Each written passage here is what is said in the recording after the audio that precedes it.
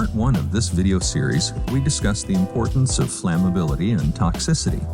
Next, we'll cover compatibility, evaporation rate, and finally cleaning performance. Let's start with compatibility, which ensures the cleaner doesn't damage the equipment or other cleaning surfaces. If you're cleaning metal, watch out for water-based cleaners.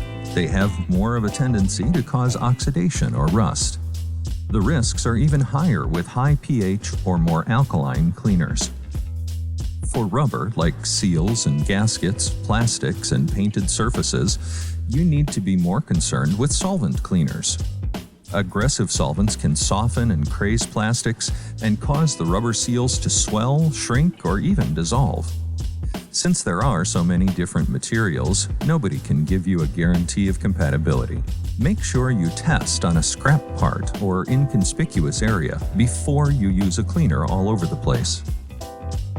A cleaner's evaporation rate is your next concern because it impacts how you use it.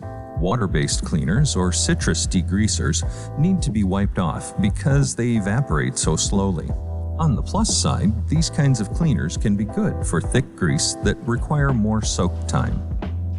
Fast evaporating solvents like alcohol can increase efficiency. Instead of all the wiping, you spray, the grease just runs off, and the cleaner dries in seconds.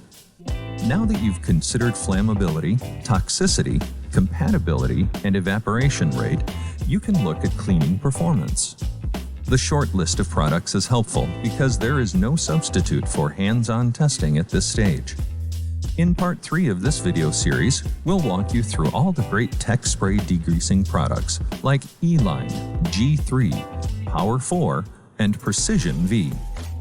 Contact us and we will help you find the best degreaser for your requirements.